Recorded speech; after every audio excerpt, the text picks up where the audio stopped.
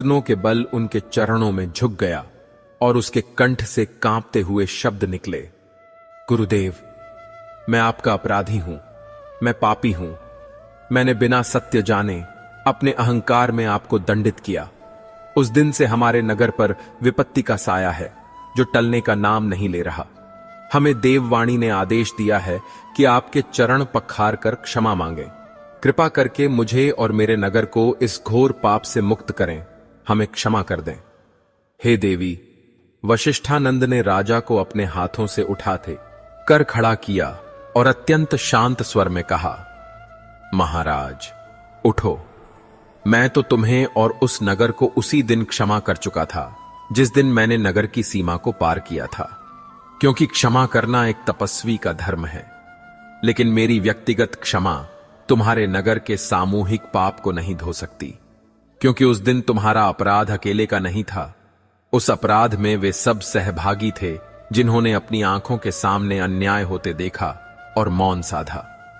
यह पाप किसी एक व्यक्ति का नहीं, पूरे समाज के विवेक का है। यह सुनकर राजा के साथ आए नगरवासी भी जो पीछे खड़े थे फूट फूट कर रो पड़े।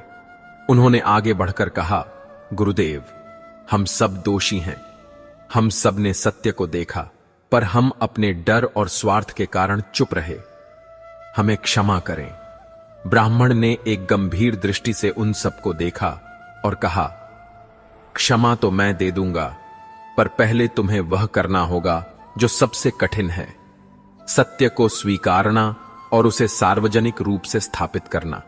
जब तक नगर के उसी चौक में जहां मेरा अपमान हुआ था तुम सब मिलकर यह स्वीकार नहीं करते कि तुमने अन्याय किया और यह प्रण नहीं लेते कि भविष्य में कभी भी धर्म के विरुद्ध हो रहे अधर्म पर मौन नहीं रहोगे, तब तक यह विपत्ति नहीं टलेगी। हे देवी, यह सुनकर राजा और नगरवासी उस महान ब्राह्मण को अत्यंत आदर और सम्मान पूर्वक अपने साथ नगर वापस ले जाने लगे। लेकिन वे यह नहीं जानते थे कि नगर में लौटते ही उन्हें एक ऐसी अंतिम और सबसे कठिन परीक्षा का सामना करना पड़ेगा जो यह तय करेगी कि वे सच में अपने अपराध के लिए पश्चाताप कर रहे हैं या यह केवल विपत्ति से बचने का एक उपाय है। शिवजी ने कहा, हे देवी, राजा और नगरवासी जब वशिष्ठानंद को लेकर नगर की ओर लौट रहे थे तो मार्ग में हर गांव, हर बस्ती में लोग उन्हें देखने के लिए रुक जाते। कोई उनके चरणों की धूली अपने मस्तक पर लगाता तो कोई शीतल जल लेकर उनका स्वागत करता।